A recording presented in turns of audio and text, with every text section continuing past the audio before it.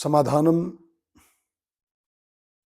सत्र नंबर 19 के अंतर्गत आप सभी श्रोता महानुभावों का एक बार स्वागत। आप सभी के बहुत दिव्य प्यारे से प्रश्नों के साथ हम लोग एक बार फिर मिल रहे हैं। आज की श्रृंखला को शुरू करें, आपके प्रश्नों को लें उसके पहले एक सुंदर सी जानकारी जो संतों से मिली है आपके साथ शेयर कर लें उसको, और आप भी इसको थोड़ा अपने मित्रों में शेयर करते रहें। एक सूफी मत है, तो सूफी मत में मानव जीवन के दो उद्देश्य बताए गए। शब्द तो उर्दू के हैं लेकिन बहुत प्यारे शब्द हैं। मानव जीवन इन दो शब्दों के बीच गुथा जाए तो जीवन सार्थक हो सकता है। पहला शब्द है फना और दूसरा शब्द है बका। फना माने होता है अपने जीवन की अहंता का लोप हो जाना। फना का अर्थ है मिट जाना। मिट जाने का अर्थ है मर जाना नहीं होता है, अपने जीवन की अहंता को लुप्त कर देना। मिटा दे अपनी हस्ती को अगर कुछ मर्तबा चाहे, कि दाना खाक में मिलकर गुले गुलजार होता है, ऐसा महापुरुषों ने कहा है। तो फना का अर्थ है अपनी हस्ती को मिटाना। ये जीवन की सार्थकता का पहला सूत्र है सूफी मत के अनुसार। और दूसरा है बका। बका माने होता है प्रभु प्रेम, मोहब्बत, प्रभु से मोहब्बत, ईश्वरीय स्वरूप में स्थिति। तो फना बगैर बका का मजा नहीं मिलता। मैंने जब तक अपने को मिटा ना दो तब तक ईश्वरीय प्रेम का स्वाद नहीं आता है। फना बगैर बका का मजा नहीं मिलता, और खुद ही मिटाओ ना जब तक खुदा नहीं मिलता। तो सूफी मत के इन दो शब्दों के साथ अगर जीवन को हम जिए, फना और बका, तो जीवन की सार्थकता के दो बहुत सुंदर सूत्र बन सकते हैं। आज के प्रश्नों को मैं आपके साथ लूं, तो आज का पहला प्रश्न मैं ले रहा हूं विजय शंकर तिवारी जी।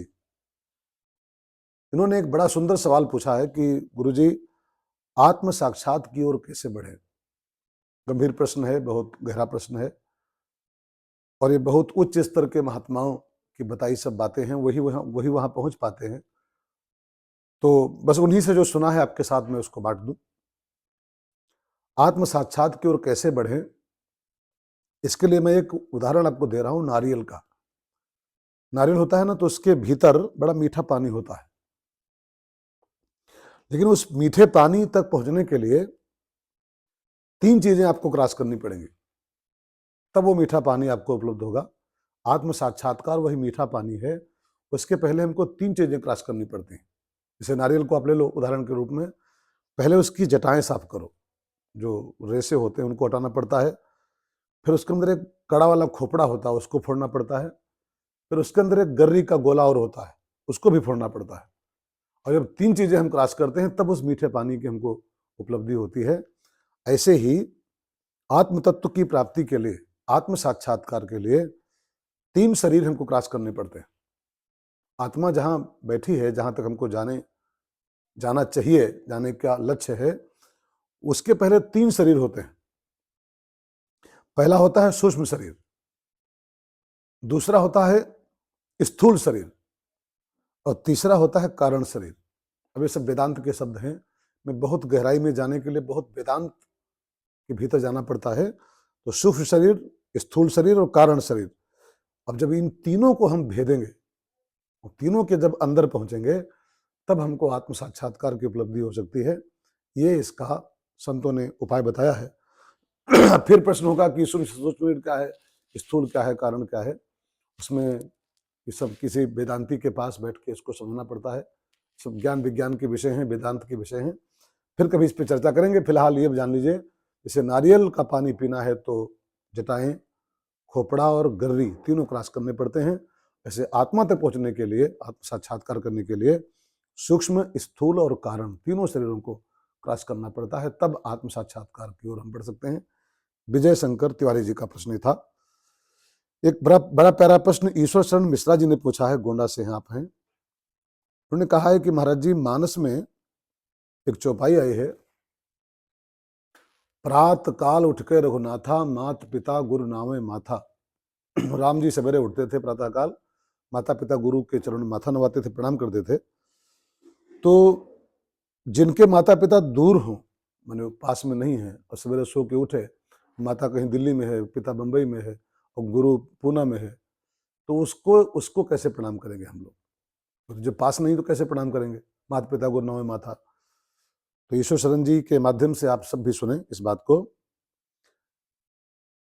कोई आवश्यक नहीं है कि गुरु पास में ही हो या माता पिता पास में हो तभी हम प्रणाम करें उनको। रामायण में एक चौपाई और भी इसके अलावा है, गुरु ही प्रणाम मन ही मन कीन्हा। ये भी चौपाई हम लोगों ने पढ़ी है। अब गुरु अगर उपलब्ध है तो उसके चरणों में प्रणाम करें, अगर दूर है तो गुरु ही प्रणाम मन ही मन कीन्हा। ये भी तो एक सिद्धांत है रामायण का। गुरु दूर है तो मन से प्रणाम करो, मन ही मन कीन्हा। और एक बात मैं आपसे इसमें कह दूं जोड़ करके, शास्त्रों में लिखा है कि मानस पूजा का बड़ा महत्व होता है। मानसिक प्रणाम, मानसिक पूजा का बहुत बड़ा महत्व है। तो गुरु और माता पिता पास में हैं तो उनको फिर स्थूल रूप से प्रणाम करें, अगर नहीं पास में है तो उनको सूक्ष्मतः मन से उनको प्रणाम किया जाए, ये भी एक साधन है। ईश्वर शरण जी का प्रश्न ये है। एक सवाल मैं ले रहा हूं और आज वर्ष केतु जायसवाल जी का सवाल है। इन्होंने भी बहुत गहरा सवाल पूछा है कि गुरुजी मेरा इष्ट कोई और है और नवरात्रि भी आने वाले हैं तो उसमें माता जी की स्थापना होती है घर में, तो जब नवरात्रि आएंगी माता जी की स्थापना होगी, कलश बैठेगा, तो उन दिनों में इष्ट देव का ही जप करें कि माता जी के नाम का जप करें? इष्ट कोई और है, स्थापना माता जी की होगी, तो इष्ट जप करें कि माता जी के नाम का जप करें उन दिनों में? तो बहुत ध्यान दो इस विषय पर। आपका इष्ट ही सब रूपों में है। जो आपका इष्ट है वही माता जी है, जो आपका इष्ट है वही शंकर जी है, जो आपका इष्ट है वही राम जी है, वही कृष्ण जी है। एको हम बहुत श्याम, भगवान ने कहा है स्पष्ट, मैं तो एक ही हूं लेकिन बहुत रूपों में हमारी पूजा अर्चना होती है। तो पूजा अर्चना चाहे जिसकी हम करें, मंत्र चाहे जिसका जपें, आप अगर इष्ट मंत्र का भी जाप करते हैं तो वो माता जी का ही मंत्र हो जाएगा, क्योंकि माता जी ही तो इष्ट है, इष्ट ही माता जी है, इष्ट ही शंकर है, शंकर ही इष्ट है। तो आप इष्ट मंत्र का जप करेंगे तब भी माता जी का ही जप माना जाएगा, और माता जी का भी अगर जप करते हैं तो फिर चिंता न करिएगा, वो भी इष्ट मंत्र का ही जप माना जाएगा, क्योंकि वो दो ही नहीं, वो सब एक ही तत्व है पूरे मिला करके, सब मिला करके। तो आप इसको लेके भ्रम मत पालिए। माता जी के मंत्र का भी जाप करेंगे तो भी इष्ट मंत्र का ही जाप माना जाएगा, और इष्ट मंत्र का जाप करेंगे तो माता जी का ही मंत्र बन जाएगा वो। तो आप बस श्रद्धा से पूजा करिए, सब रूपों में वही रूप वही बैठा हुआ है, आपका इष्ट ही बैठा हुआ है। तो ऐसे ऐसे प्रश्नों के साथ हम लोग मिलते रहेंगे ऐसे रोज लगभग।